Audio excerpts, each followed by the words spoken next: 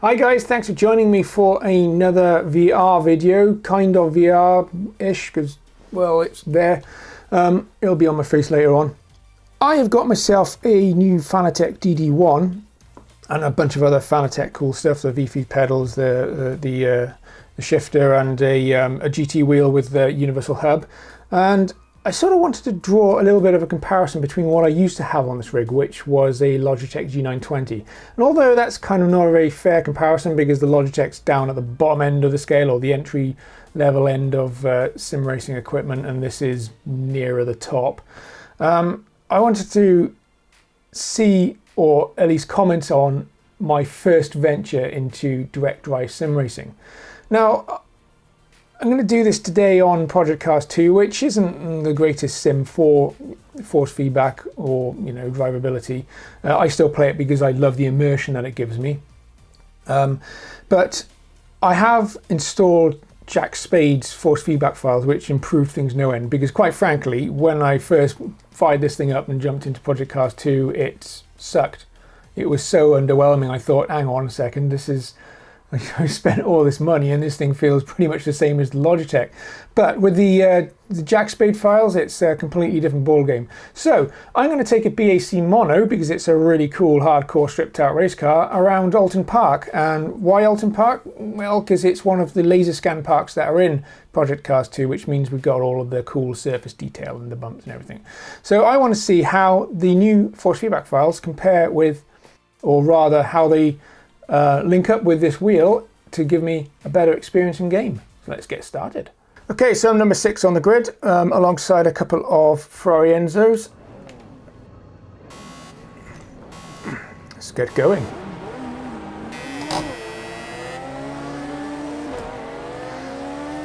So already I can feel there's a big difference in the force feedback with these Jack Spade files. It's heavier. You're all clear. And there's a lot more roads texture coming through. And as I'm braking, I can feel...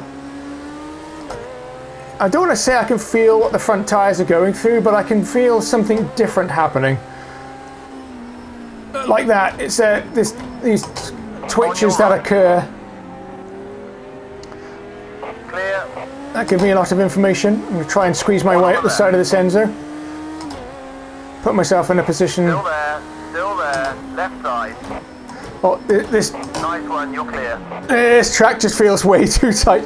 Now, that was interesting because as I hit that curb, and I hit the big part of the curb, I felt quite a lot of force come through the wheel, and it was sudden, which is probably demonstrating the wheel's ability to deliver. Oh, here we go. Deliver the force feedback quickly, which is probably down to the acceleration forces that these wheels can generate. Now that's something that I would have never have got out of the Logitech.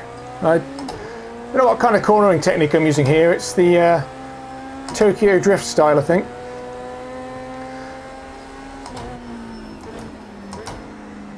So the amount of detail that I'm getting from, oh, come on, wrong gear. The amount of detail that I'm getting from the road and from the curbs is hugely different to what it was before. I'm driving so badly right now. That's because I'm kind of trying to concentrate on what I'm feeling rather than actually concentrating on driving the car. So right then, as I was braking into that corner, I could feel that the front tyres were a bit overwhelmed. There wasn't a lot of grip there. And that grip started to come back as I eased the brakes off.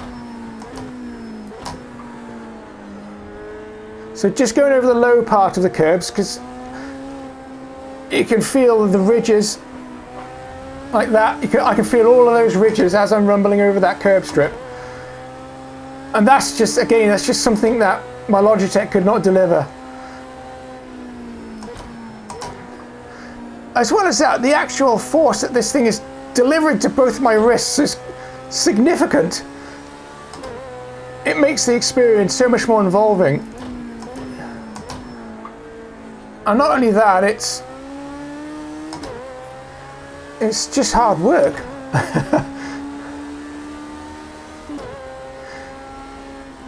it's sort of like driving a go-kart, I suppose, which is the only comparison I can really draw, because I've driven plenty of fast cars in my life, but I've never really driven a proper race car, and I certainly haven't ever been anywhere near one of these things in real life.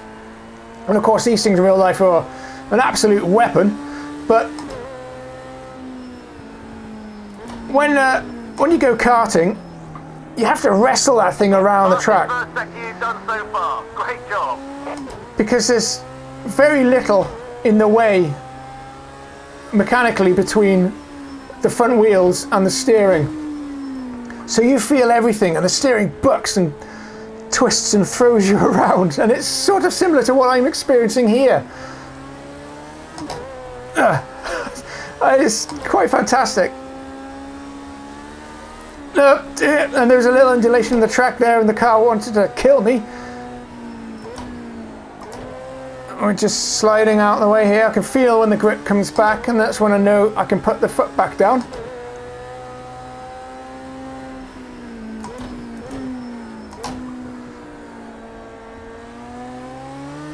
There's a lot of back-end lairiness with this car. I think it's That's your fastest lap so far today. it's not a car that you can push too hard, because it will try to kill you when you do. It's certainly not as forgiving as the Caterham. It's not in this game anyway. Nearly went off then.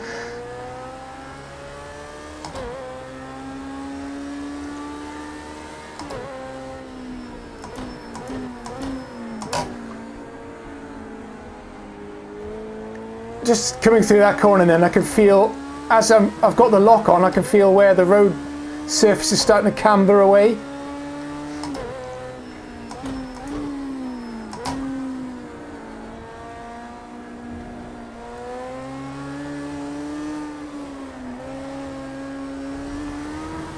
There's so much detail as I ran over that curb and then actually off the other side of the curb, which is why I've got a penalty warning there. You can feel when the front wheel actually leaves the curb. Oh, you know, I don't care if I get a time penalty. It does not matter.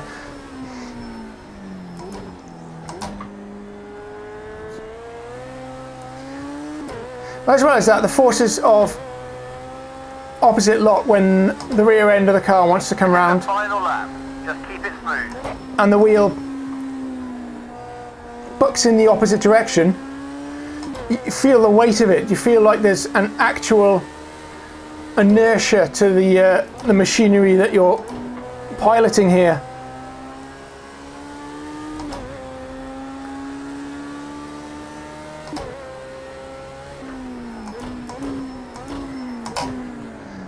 Now I think that I'm going to actually have to learn how to sim race again to some extent, because there's so much more going on now than there was with the Logitech. But I think that it's probably a good thing, because in terms of immersion, yeah, this is it. Oh my god, there's so much force. This wheel is, of course, capable of producing about 20 Newton meters and distributing it directly to your arms.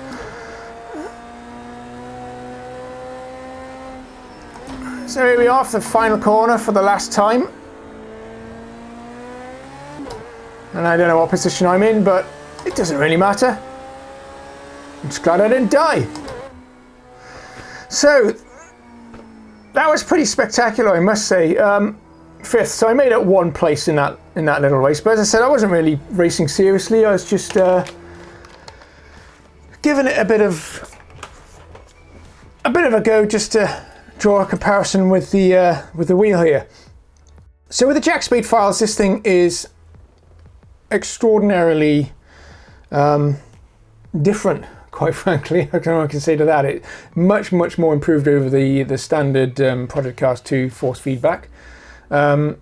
I wouldn't say it's as clean as something like Automobilista 2. The force feedback on AMS2 is divine. It's really, really nice. I haven't actually tried this wheel out yet with Assetto Corsa or ACC.